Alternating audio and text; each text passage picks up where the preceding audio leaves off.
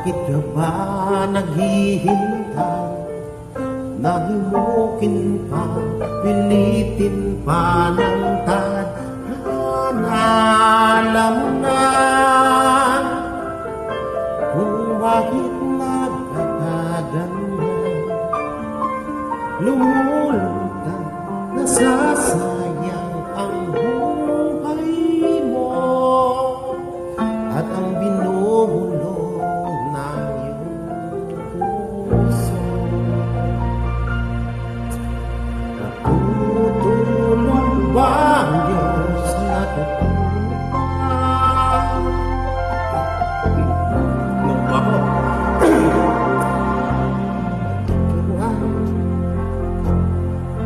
Kagad sumusuko, kunting hirap at kunting pagsubok lamang.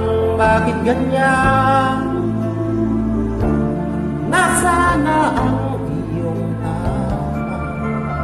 Naduduwa, nawawala ng pag-asa, at iniisip na natutulog pa.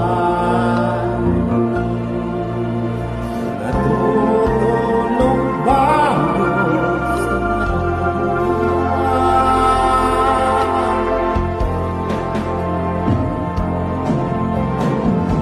Sikapin mo, pilitin mo, tibayan ang iyong puso. Tanging ikaw ang bubog sa iyong bukas. Huwag mo sanang akalain natutulog pa ang Diyos. Ang buhay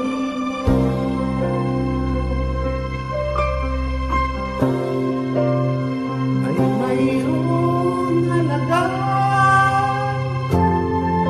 sa Kanya.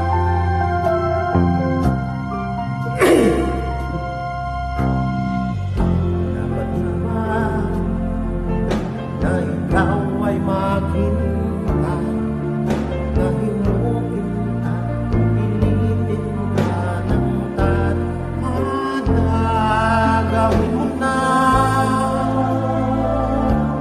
kung ano ang nararapat.